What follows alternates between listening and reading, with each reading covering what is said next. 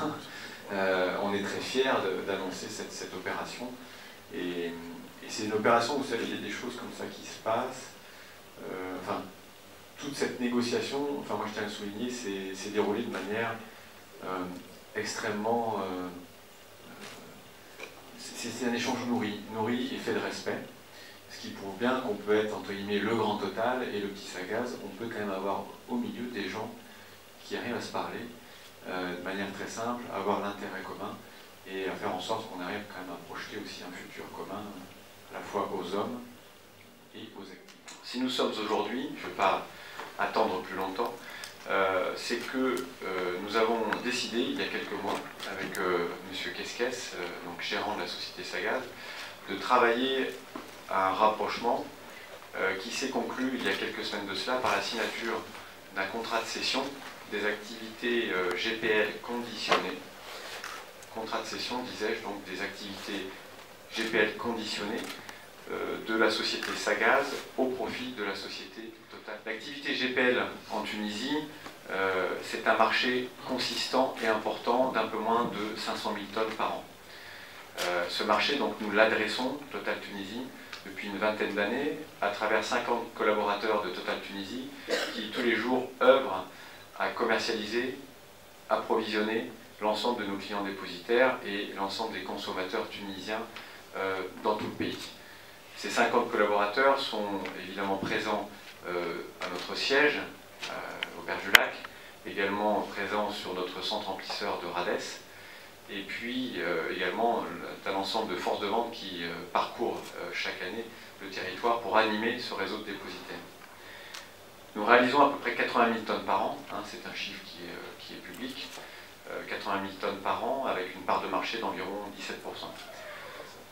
Nous souhaitions effectivement donner un nouvel élan à cette activité commerciale parce que nous croyons que cette activité GPL est porteur d'avenir et porteur de sens.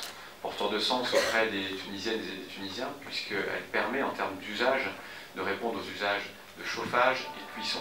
C'est dire si elle est présente dans, je dirais, l'intimité des foyers tunisiens. Et nous, Total, fournisseurs d'énergie, comme vous le voyez, donc accroché, adossé à notre slogan « Committed to Better Energy », il est important pour nous d'accompagner le consommateur tunisien jusque dans l'ensemble de ses usages. Et donc le marché du GPL reste pour nous un marché stratégique que nous souhaitions adresser avec plus de vigueur.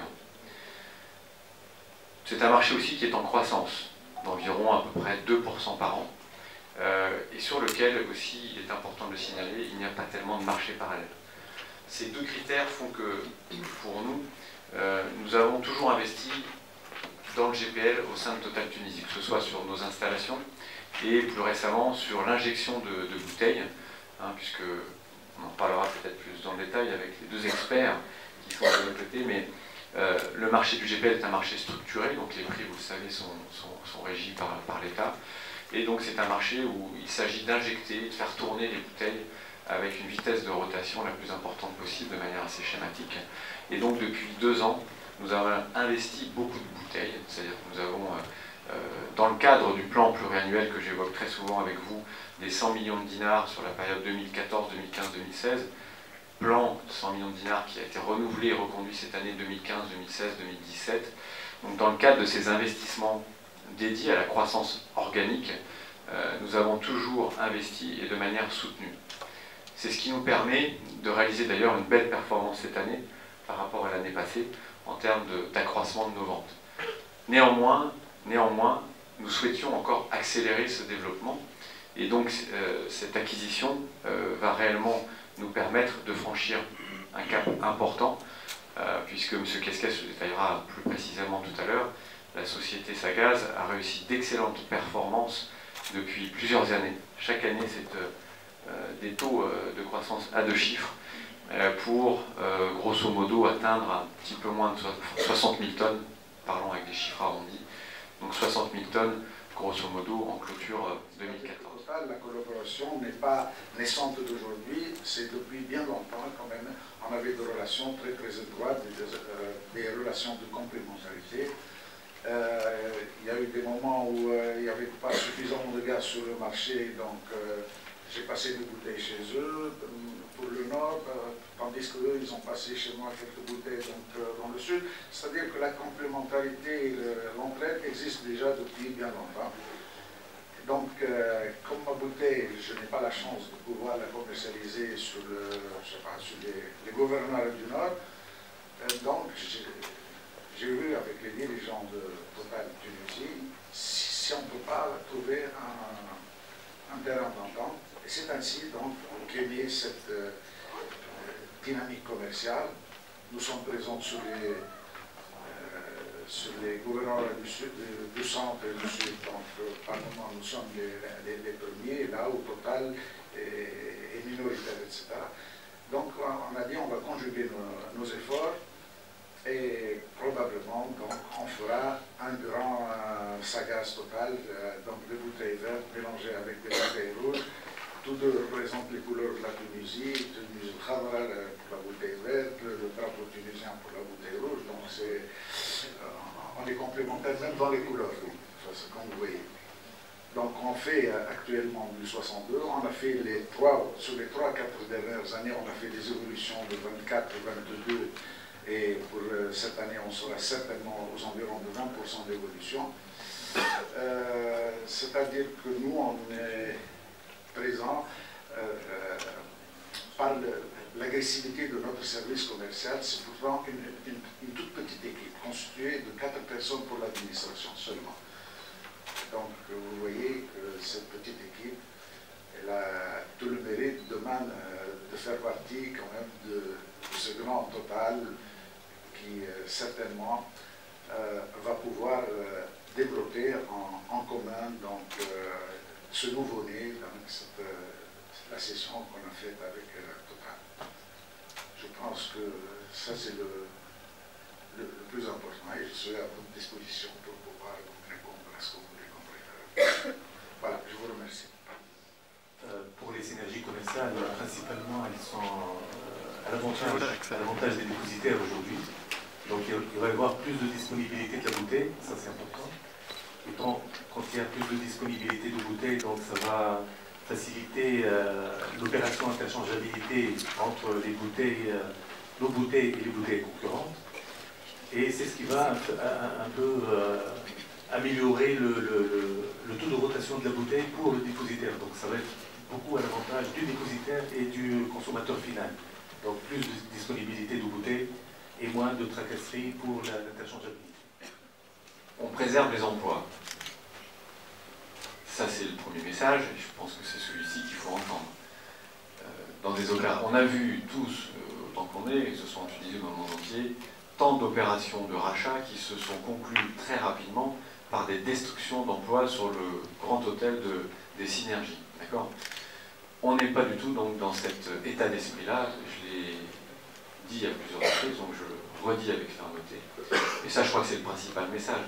Le message qu'on envoie, c'est que un grand groupe comme Total, une multinationale, avec quelquefois des connotations qui peuvent être voilà, assez négatives par rapport à ce sujet-là, on prouve simplement qu'une entreprise comme la nôtre, qui travaille sur un marché global, est capable d'avoir des actes forts de développement locaux en respectant le tissu social et le tissu économique. Voilà. Après, tout ça, ça se fera tout simplement. Il n'y a aucune question qui se pose, c'est-à-dire que nous, on va reprendre les gens. Ces personnes-là ont des salaires, ont des avantages sociaux qui sont le fruit de l'histoire, et on est vraiment strictement dans un plein respect de ce qui s'est passé avant que nous arrivions. Et ces gens-là font partie de la famille Total Tunisie. Voilà, donc il n'y a pas de promesse particulière, si ce n'est celle de respecter les gens et de les reprendre tous autant qu'ils sont le lendemain matin, dès que les autorisations nous seront données, au sein de la famille Total Tunisie. Voilà, c'est aussi simple que ça.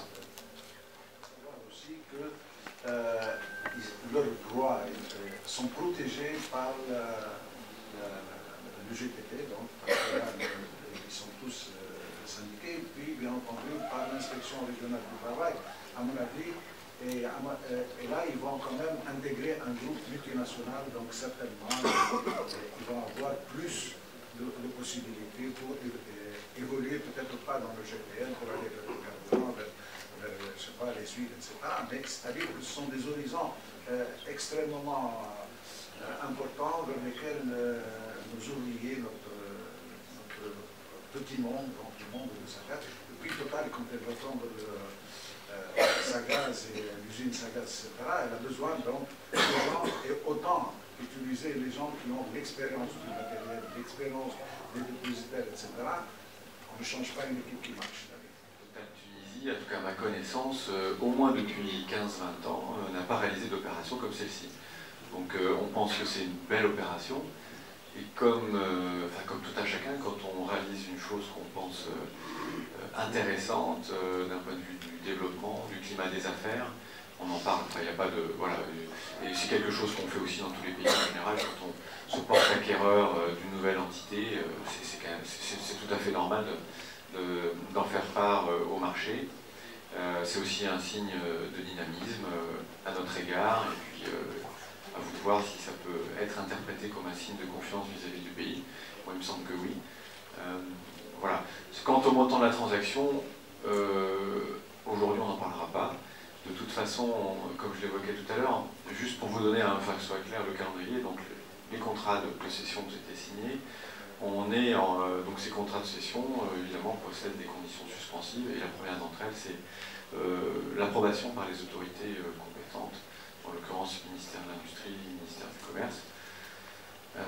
Voilà, donc tant que ces deux autorisations n'ont pas été délivrées, ceci dit, on est extrêmement confiant, il n'y a très sincèrement aucune raison pour qu'elles ne soient pas délivrées rapidement.